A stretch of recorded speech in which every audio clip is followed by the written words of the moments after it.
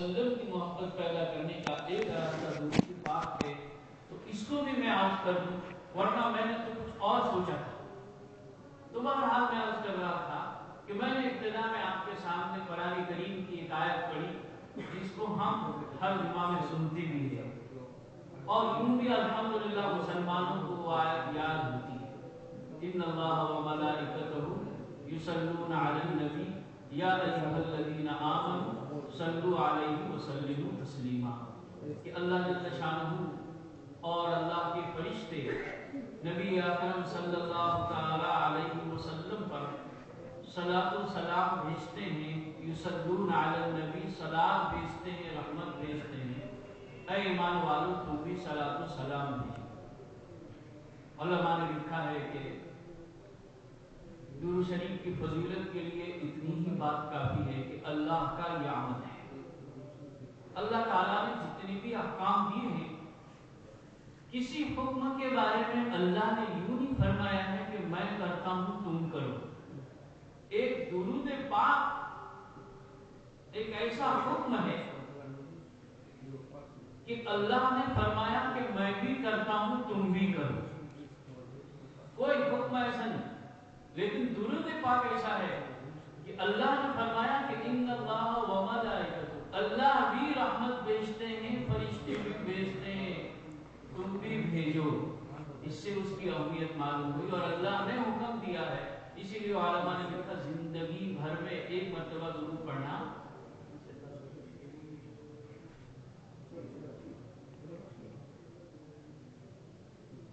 Doctor Abdul Hai صاحب نے لکھا ہے کہ اگر تم اپنی دعائیں قبول کرانا چاہتے ہو تو دعا کی ابتدا میں اور دعا کی انتہا میں درود شریف پڑھا کرو، انشاءاللہ تمہاری دعا قبول ہو جائے گی۔ پھر دلیل میں فرمایا ایسا اس لیے کہ آقا صلی اللہ تعالی علیہ وسلم کا زندگی بھر کا معمول تھا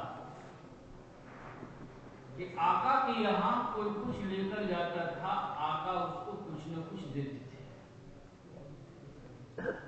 آقا سے جس نے بھی کچھ سوال کیا ہے آقا نے اس کو دیا ہے، یہاں تک کہ لوگوں نے لکھا کہ اگر کلمہ شہادت میں لانا ہوتا تو آپ کی زندگی مبارکہ میں آپ کی زبان مبارک پر کبھی لانا آتا، لا مانے نہیں، چونکہ قرآن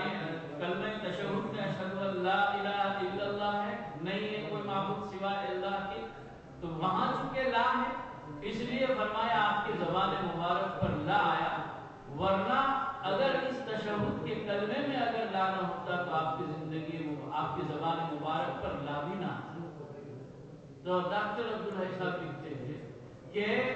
آپ نے زندگی بھر کسی کو نہ نہیں کہا، آپ کو یہ معمول رہا ہے، اور جب بھی کوئی آپ کے پاس کچھ لے کر آتا آپ آدمی درود پڑھتا ہے، روزے اطہر کے پاس ہے تو اللہ کے رسول علیہ السلام خود جواب دیتے ہیں، اور اگر دور ہے تو فرشتے سلام پہنچاتے ہیں۔ فرمایا جب تمہارا سلام پہنچے گا تو ایسا نہیں ہو سکتا کہ زندگی میں تو اللہ کے رسول علیہ السلام کو دیتے تھے اور آپ دنیا سے رخصت ہو جائیں اور پھر نہ دیں، ایسا نہیں ہو سکتا۔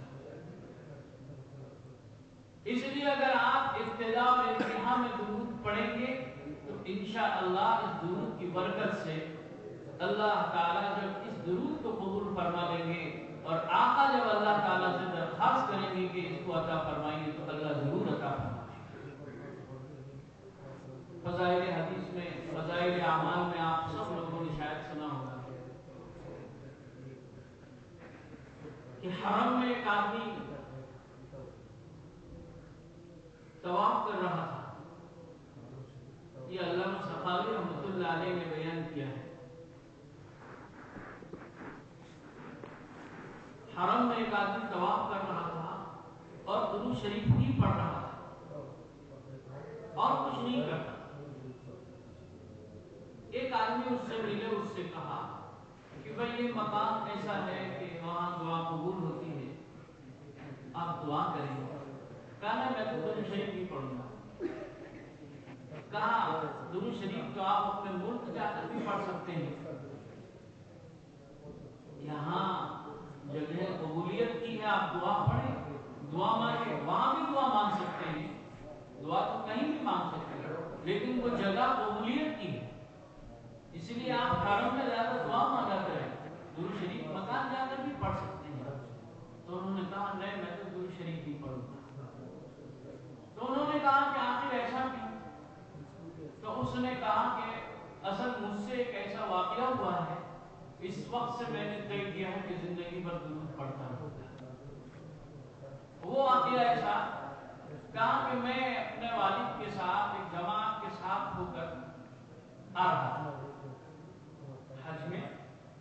آ رہا تھا، اور اس زمانے میں حج میں آنا کافروں کے ساتھ ہوتا تھا، کوئی فلائٹ وغیرہ تو تھی، تو ہم آ رہے تھے، میرے والد بیمار ہو گئے، میں ان کی بیمار کرسی میں لگا، قافلہ دھیرے دھیرے آگے چل گیا، میں پیچھے رہ گیا، بہت بیمار تھے، دوا دارو کی علاج کیا، لیکن مقدر تھا انتقال کا۔ اندھیرے ہونے کا وقت آیا تھا، میں حیران و پریشان تھا کہ اس جنگل میں، اس وادیوں میں جہاں کوئی نظر نہیں آتا، کیا ہوگا، کس طرح میرے والد کو غسل دیا جائے گا، کفن دیا جائے گا، کس طرح ان کو دفن کیا جائے گا، کوئی سمجھ میں بات نہیں آتی، میں حیران تھا۔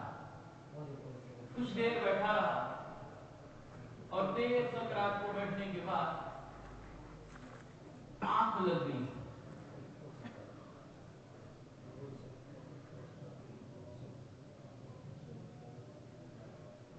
خواب میں نے دیکھا ایک سفید لباس پہنا ہوا آدمی میرے والد کے پاس آیا، وہ تو انتقال کر چکے تھے، وہ چادر اڑائی ہوئی تھی، کہ وہ سفید کپڑا پہنا ہوا آئے، اور آنے کے بعد وہ چادر سر سے ہٹائی، اور چادر ہٹانے کے بعد میرے والد کے چہرے کو بوسہ دیا، اور پھر چادر اڑا کر چلنے لگے۔ خواب ہی میں نے دیکھا کہ میرے والد ایسے تو کالے کلوٹے تھے، سیاہ فام تھے، لیکن بالکل خوبصورت اور نورانی ہو گئے۔ میں نے وہ آدمی جانے لگے تو میں نے ان کا لباس پکڑا اور کہا کہ بھلا بتاؤ تم کون ہو کہ جس نے میرے والد کے ساتھ یہ احسان کیا کہ آئے، چادر ہٹائی، بوسہ دیا اور ہاتھ پھیرا تو چہرہ نورانی ہو گیا۔ کہا میں وہ ہوں جس پر تیرے والد درود پڑھا کرتے تھے صلی اللہ علیہ وسلم۔ پھر انہوں نے کہا کہ مجھے خواب ہی میں بتایا